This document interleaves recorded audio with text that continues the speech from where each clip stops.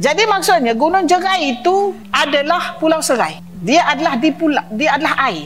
Dia nak cerita Nabi Adam turun Gunung Jerai ni, tuan-tuan. Gunung Jerai atau Gunung Jerai? Kedah. Tetapi sejauh mana kebenaran cerita tersebut? Tuan-tuan dan puan, kita ni hidup dalam khayalan, dalam fantasi yang tak habis.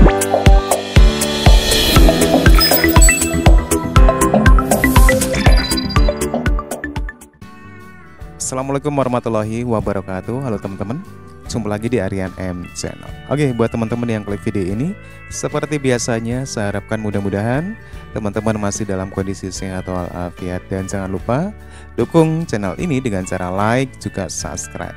Baik, di kesempatan kali ini saya akan ajak teman-teman untuk melihat beberapa cuplikan video. Ada satu pernyataan dari orang Malaysia, kalau Melayu Malaysia hidup dalam halusinasi dan fantasi. Pernyataan ini dilatar belakangi karena ada seorang profesor Malaysia yang mengeklaim, yang mengeluarkan analisanya kalau Nabi Adam turun di Gunung Jerai ataupun di Malaysia. Oke teman-teman ya, seperti apa videonya? Sebelum kita berkomentar, kita akan lihat dulu. Sepanjang saya bacaan saya, sebab kita info tentang alam Melayu ni kita kurang. Kita orang duduk di sini pun kita kurang. Tengoklah tadi pun dah diubah kan info kita. Gunung Jerai itu dulu namanya Pulau Serai. Dia Gunung Jerai itu dia tidak bersambung dengan Banjar Titiwangsa. Yang terpisah dengan Banjar Titiwangsa, Gunung Serai, Gunung Ledang. Gunung Ledang tak bersambung dengan Banjar Titiwangsa. Sebab tu kita dengar cerita Sultan Mahmud kan, nak bina apa, Puteri Gunung Ledang minta bina jambatan, dia tak bersambung dengan Banjar Titiwangsa. Okey. Jadi maksudnya Gunung Jerai itu adalah Pulau Serai. Dia adalah dia adalah air. Tapi ketika banjir besar Benoh, tapi sebelum itu dia adalah daratan. Nampak tak? Okey, sebab Perak Man tadi kita nampak. Okey. Sepanjang pembacaan saya, kita Arab lah, pembacaan saya kita Arab. Dia mengatakan Adam ini turun di Sarandik, di tempat bernama Sarandik. Dan kaki Adam tu, tempat jatuhnya kaki Adam tu namanya Baus. Baus. Jadi setakat ni mereka membuat konsensus, saya berdasarkan pada ulama, ia adalah di Sri Lanka. Dan dulu Sri Lanka itu dia tidak terasing dengan India itu. Bila berlaku perpecahan tu baru terasing. Pulau kan tak ada dulu, dia satu tempat je. Jadi di Sri Lanka itu ada tempatnya nama Sarandik itu. Itu yang saya tahu. Tetapi jika ada perubahan muka bumi dan sebagainya berubah, maka Jerai dulu adalah Sarandik. Wallahu a'lam. Saya punya kenyataan saya ini berdasarkan bacaan dalam beberapa kitab tafsir. Dan Sarandik yang disebut itu adalah di Sri Lanka. Dia kata Sri Lanka. Dulu nama Sarandik. Sri Lanka ni baru je dibuat di Sri Lanka kan, dalam tahun 17 je. Dulu Ceylon. Sebelum Ceylon Sarandik. Itu yang saya boleh buat kesimpulan. Maksudnya kalau nak kata Jerai dengan info tadi, saya tidak nampak. Okey, tetapi kita tidak tahu perubahan sebab kita tidak ada di perubahan muka bumi, kita tak pasti itu. Kalau berlaku perubahan muka bumi, kemungkinan betul. Sebab ada 1000 kisah dalam alam Sumatera, alam Melayu ni, yang mana tidak dibongkar lagi. Dan kita jumpa Gunung Padang itu pun ada piramid katanya kan, berusia 10,000 tahun yang silam. Jadi mungkin perubahan sejarah itu boleh berlaku. Dan kita kena ingat, penulis-penulis kitab tafsir ini berbangsa Arab. Dan orang Arab ni dia tak kenal tempat kita. Dia tak kenal. Dia tak kenal dia panggil apa kita? Syarqul Hind. Dia panggil kita Syarqul Timur India. Jadi orang yang tak kaji sejarah ingat India. Sebenarnya bukan India. Sebenarnya India tu ada 2 takrif. Satu dia panggil Insula India, dan satu Peninsula India. Insula India itu adalah kita di luar benua India. Dia panggil insula. Peninsula India di benua India itu sendiri. Jadi siapa menamakan tu? Tu Orientalis, penjajah lah yang bagikan kita. Jadi sekarang ini kita sendiri pun tak tahu siapa diri kita. Sudahlah kita tak tahu diri kita sudah tentu tak tahu kajian tempat duduk kita ni, Gunung Jerai ke apa tu. Jadi pendapat mengatakan Nabi Adam turun di gunung, dia mempunyai reason tertentu. Dan kita mesti menghormati pandangan itu. Ada pun buku-buku tafsir klasik ini ditulis orang Arab. Jadi dia pun sendiri tak kenal tempat kita. Saya sebagai seorang akademisian, saya kena ikut apa yang ada dalam buku tu. Kalau saya tulis artikel, saya tu katakan semua orang tak terima lah artikel saya ataupun tulisan buku saya. Saya mesti benda yang ada dalam dokumentasi. Tapi pandangan itu saya hormati juga. Okey, kata yang berkenaan dengan Gunung Jerai apa? Saidina Osman pernah datang ke alam layu. Tak mustahil.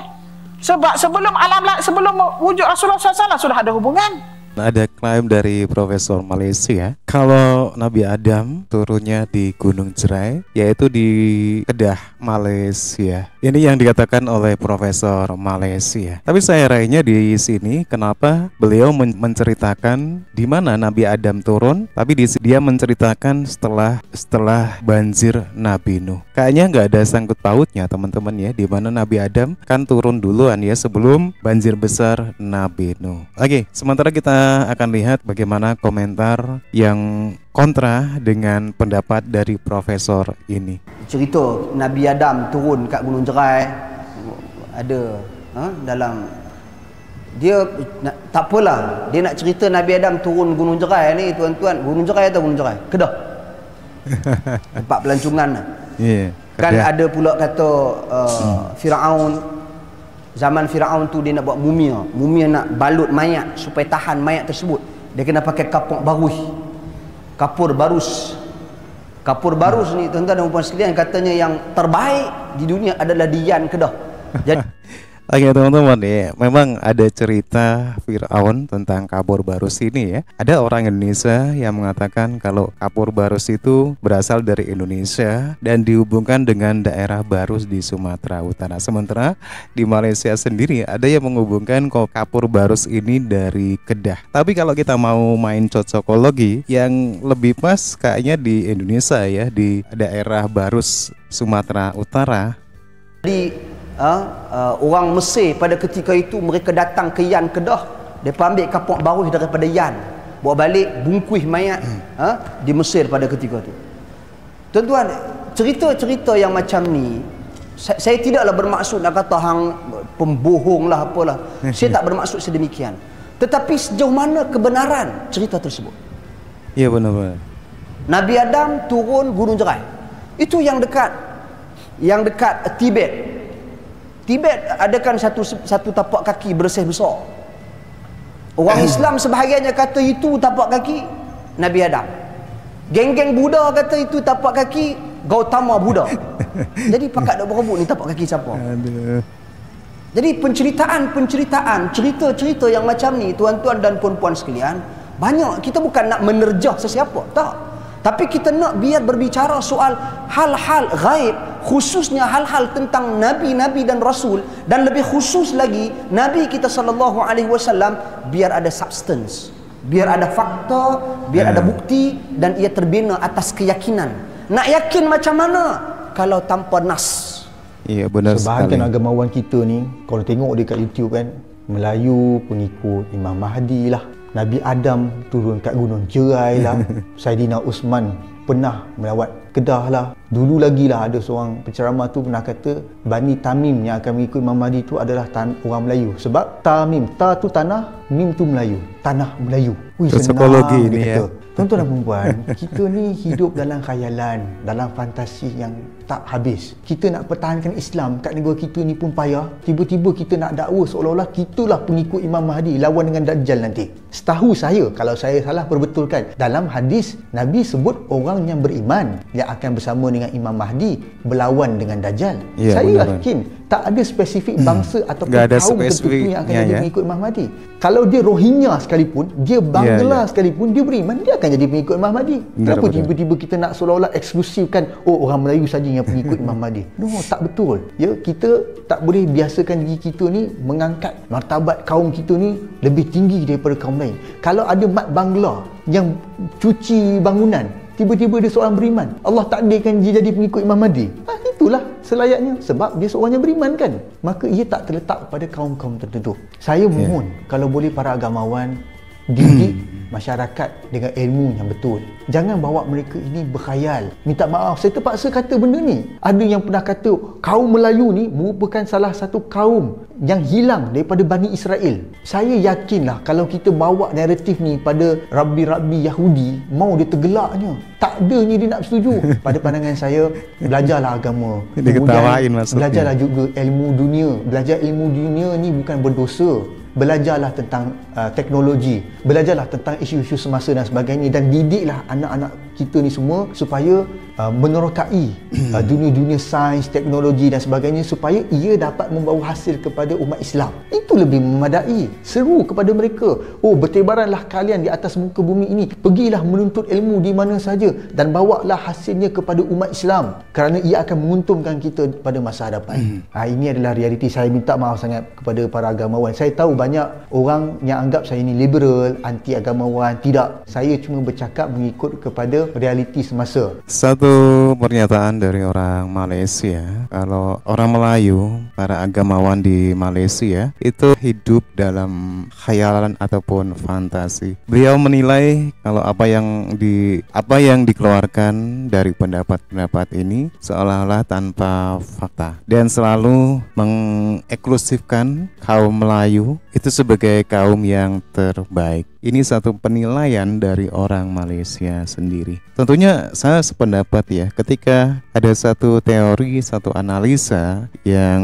dikeluarkan, tentunya harus disertai dengan nas ya, ataupun dengan bukti-bukti yang bisa membuat orang itu lebih percaya, bukan hanya sekedar tafsir-tafsir yang belum tentu 100% bisa dipercayai. Dan inilah yang menjadi acuan dari orang-orang Malaysia untuk mengeluarkan pendapatnya, dan tentunya hal ini mendapatkan reaksi dari orang Malaysia sendiri yang tidak sependapat, dan seolah-olah mereka menganggap kalau Malaysia itu memang benar-benar tempatnya peradaban besar tempo dulu. Oke teman-teman ya, demikian beberapa cuplikan video di mana ada pernyataan dari orang Malaysia yang mengatakan kalau ulama Melayu di Malaysia hidup dalam fantasi ataupun khayalan. Menurut teman-teman gimana? Silahkan teman-teman bisa berkomentar. Terima kasih, kalaupun ada salah kata saya mohon maaf, dan wassalamualaikum warahmatullahi wabarakatuh.